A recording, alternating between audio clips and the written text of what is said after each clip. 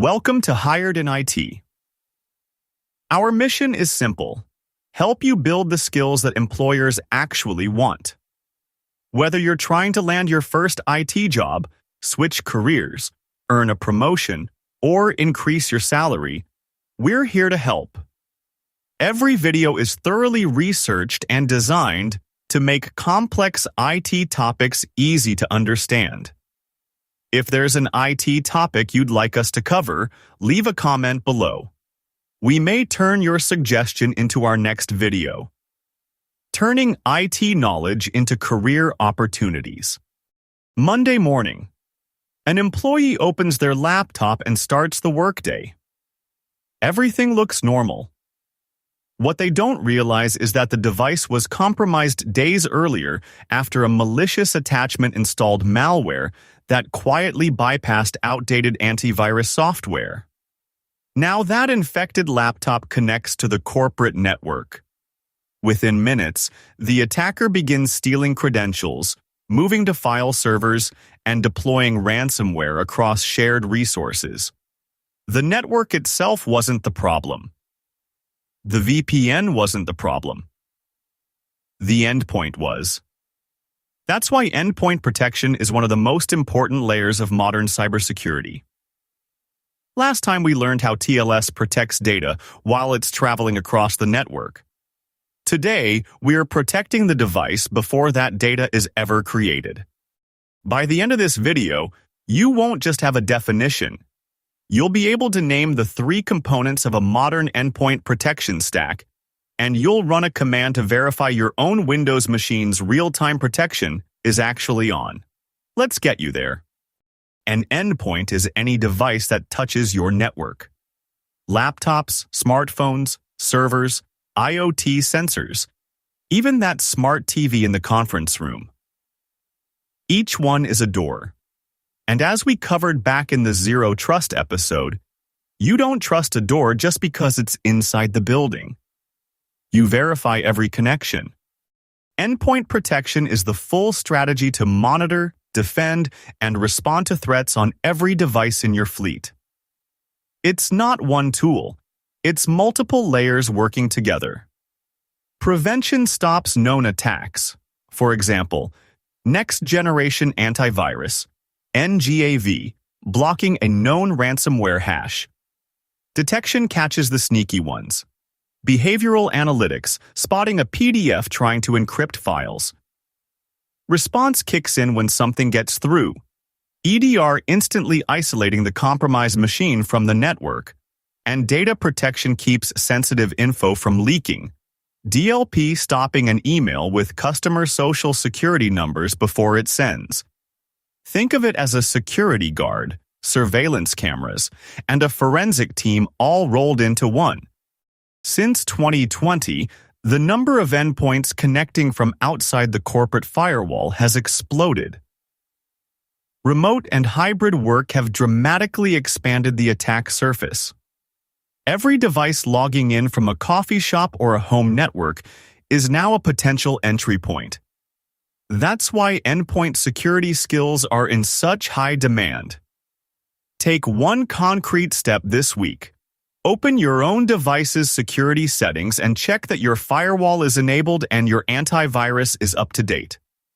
That's exactly what a SOC analyst would verify on hundreds of machines every day.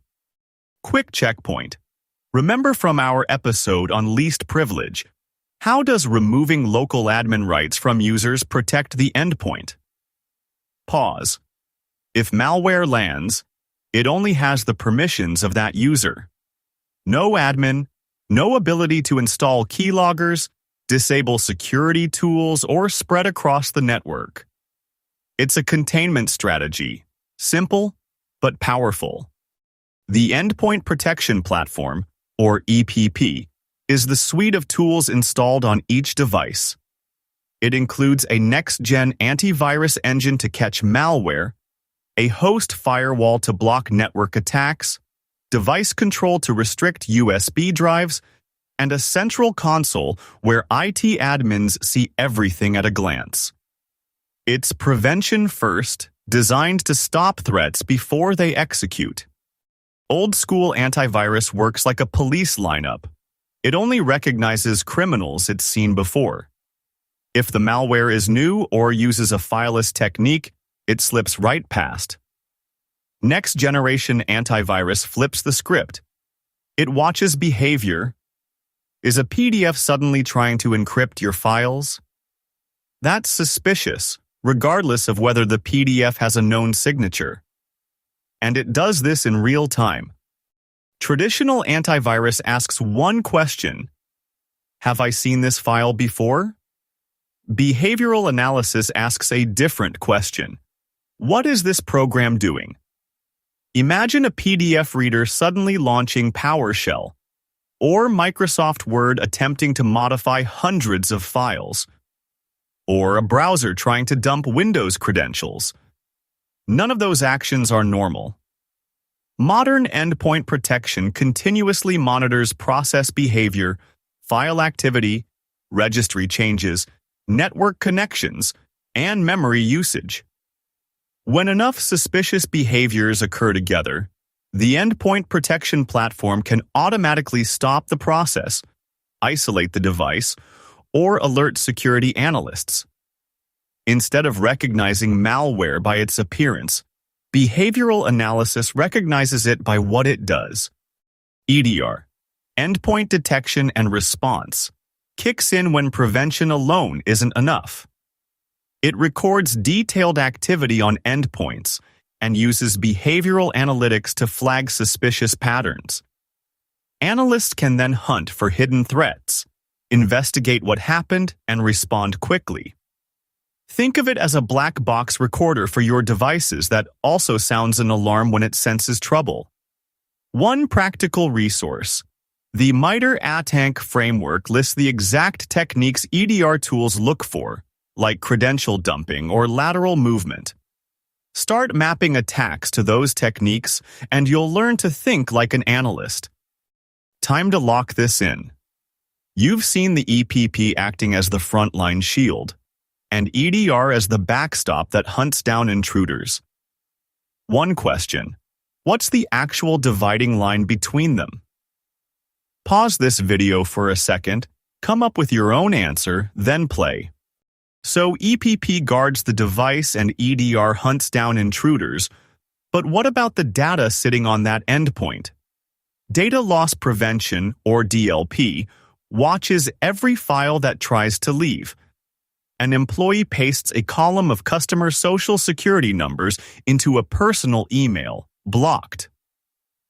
They drag a product roadmap onto a USB drive, flagged and blocked.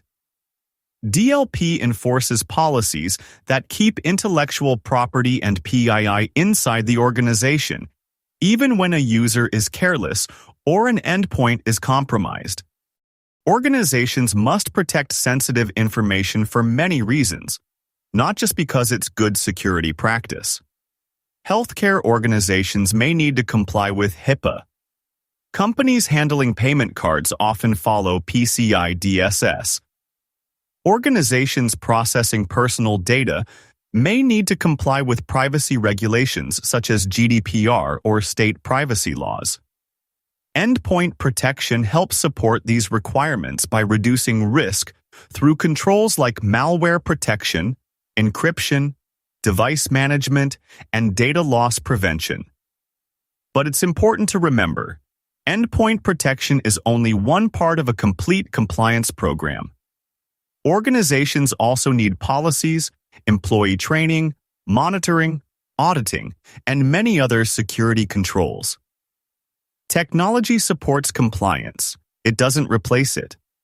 Consider a healthcare provider that loses a laptop containing unencrypted patient records. No remote wipe, no DLP policy to flag the bulk of records being copied locally. The device was simply stolen, and the data was wide open. Proper endpoint protection, full disk encryption plus DLP, would have turned that stolen laptop into a useless brick and prevented the data from ever being stored there unprotected in the first place. Take a concrete step this week. Check with your security team that your DLP rules block sensitive data from being written to USB drives. Let's zoom out. A real enterprise endpoint protection platform doesn't treat these as separate tools. Top-tier solutions converge all three. At the enforcement layer, NGAV and firewall block known attacks. Right behind that, EDR continuously records and analyzes behavior for anything that slips past. And data loss prevention ensures that even if an intruder gets in, they can't just email the crown jewels out. All of that is managed from a single console, so your SOC team isn't toggling between 3 different dashboards. Quick test.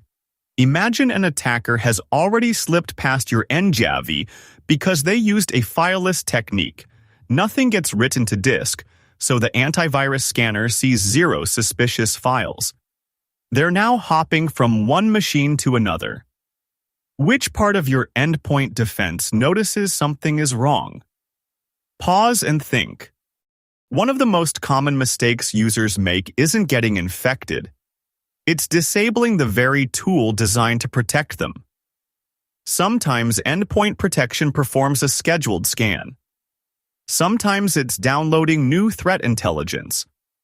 Sometimes it's analyzing suspicious activity. During those moments, CPU usage may temporarily increase. That can be frustrating. But disabling real-time protection removes one of the most important layers of defense protecting the device. If performance becomes a recurring issue, investigate the cause, adjust scan schedules, configure appropriate exclusions, or contact your IT team. The solution is almost never turning security off. So what should you do instead? Hit Ctrl-Shift-Escape, pull up Task Manager. If Endpoint Protection Service is hammering the CPU, first check whether a scan is already running. Windows schedules scans, and during that period, high CPU is normal and temporary. Next, open Windows Security and manually check for definition updates. An out-of-date engine sometimes works harder. For developers running build tools, you can add folder exclusions for your project directories. That keeps the shield up without tanking your compile times. What you never do, ever, is disable real-time protection. The second common mistake is treating updates as optional. Ransomware variants mutate fast. Outdated definitions leave you exposed. 3 things to check right now. 1. Automatic updates are on. 2. The last definition timestamp shows today's date. 3. When your endpoint protection asks for a restart, you do it. Skipping that reboot can leave your system vulnerable because some updates only fully apply after restart. That's like locking the front door but leaving the windows cracked. Not wide open, but still a risk. Third blind spot. Mobile devices. Your CEO checks confidential email on a personal iPhone. A sales rep syncs the entire contract folder to an unmanaged Android tablet. Any one of those devices without an endpoint protection agent is a gaping hole in your security. BYOD policies mean installing a lightweight EPP agent that enforces encryption and blocks known phishing sites, even on personal devices. If your organization isn't managing mobile endpoints yet, it's not a future project. It's today's threat vector. Let's recap the biggest mistake you can make. Your endpoint protection is spiking the CPU. You Google it, find a thread telling you to disable the service, and boom, your machine is now wide open. The safe path. First, check if a scan is running. Scheduled scans often hit the CPU. Second, update your definitions. An outdated engine can work harder. Third, add performance exclusions for heavy dev tools like compilers or local databases. If none of that helps, call your IT support team. But never ever turn off your shield. Who are the heavy hitters? Microsoft Defender for Endpoint integrates deeply with Windows and Microsoft 365 environments, often providing a unified security dashboard. CrowdStrike Falcon is a cloud-native EDR that streams telemetry from a lightweight agent for real-time detection.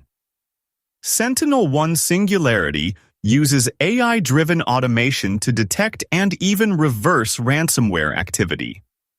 And Symantec Endpoint Protection remains a veteran in the space, widely adopted in large organizations with strong policy controls. You'll see these names in job descriptions constantly. With half a dozen solid options, how do you decide? Stop comparing feature lists and start with these 6 criteria. First, the antivirus engine must go beyond signatures. It needs behavioral AI that catches the weird stuff. Second, EDR is non-negotiable. You need to see what an attacker did after they slipped past the front door. Third, DLP features stop an insider from emailing customer lists to themselves. Fourth, if the management console is on-premises and clunky, your team will ignore it. Cloud-based management wins. Fifth, your endpoint tool must talk to your SIEM and identity system. Otherwise, you're blind in a cross-product investigation. Finally, multiply the per-device price by your fleet size and factor in training hours. Write these 6 down, and you'll cut through any vendor's sales pitch. Open PowerShell as administrator and paste this command. It grabs 3 vital facts about Microsoft Defender. The key line is real-time protection enabled.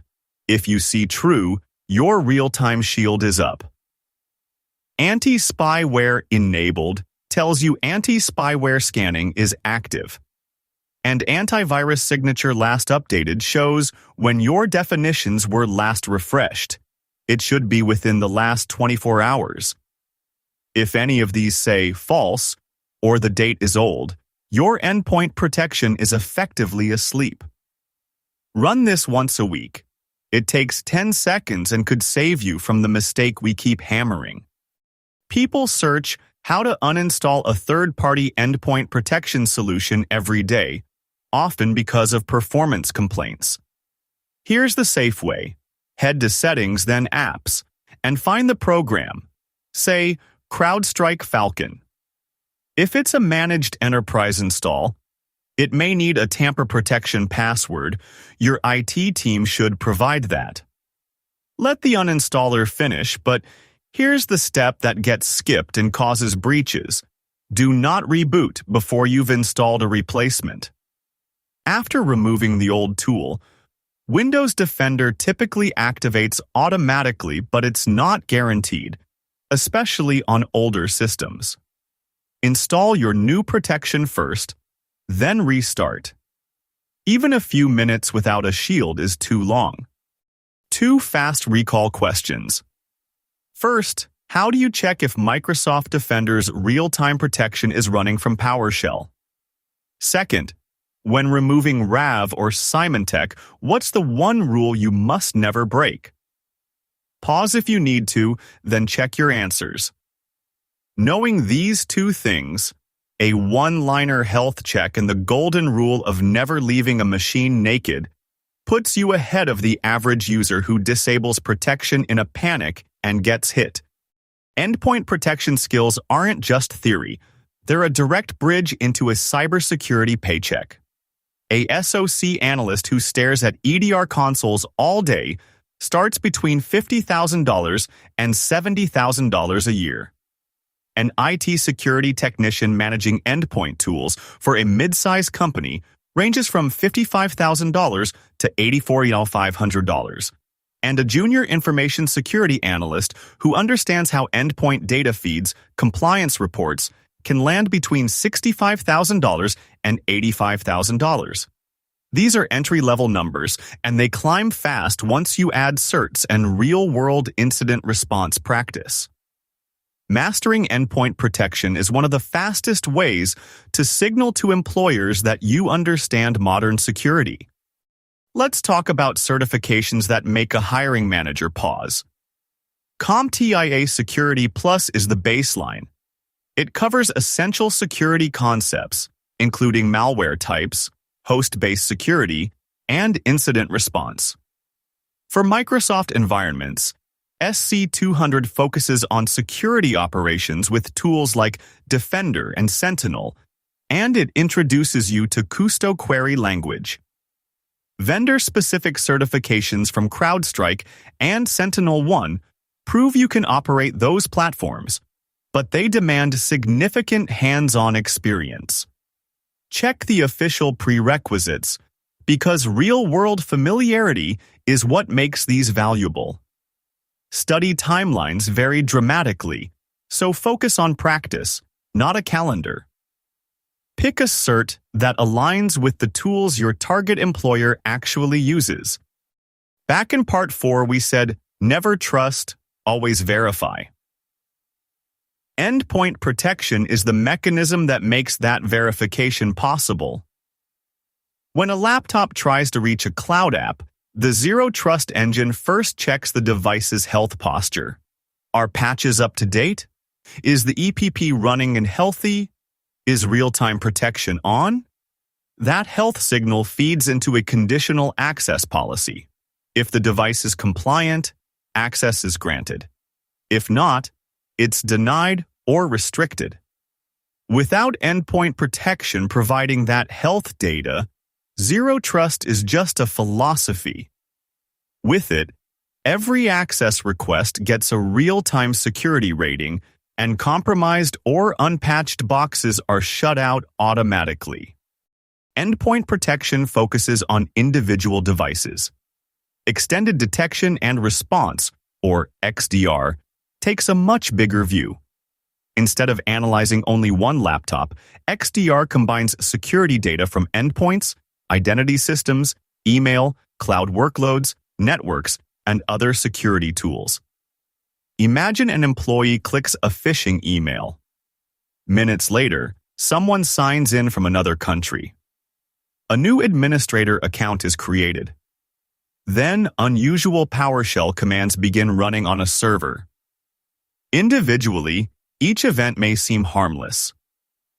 Together, they tell the story of a coordinated attack. XDR connects those events automatically, helping security teams investigate incidents much faster. If endpoint protection teaches you how to defend one device, XDR teaches you how to defend an entire organization. All right, let's lock it in. This is the big picture synthesis. 2 questions that capture the core of endpoint protection. Pause if you need to, then we'll reveal the answers. That's a wrap on Part 10 of the IT Fundamentals Masterclass. You now know what endpoint protection really means, beyond the antivirus icon in your system tray, and you've got a practical command to run on your own machine tonight. Next in the series, vulnerability management. We're talking about finding and fixing holes before an attacker ever pokes at them, the proactive side of security. Hit subscribe and ring the bell so you don't miss it. Every previous part is linked in the description, right from Part 1 on basic computer security through SSL to TLS and now this. Keep building. Remember, careers aren't built by watching videos. They're built by applying what you learn. Pick one thing from today's lesson, build it, document it, and share it. That's how you get hired. Thanks for watching Hired in IT, where we're turning IT knowledge into career opportunities.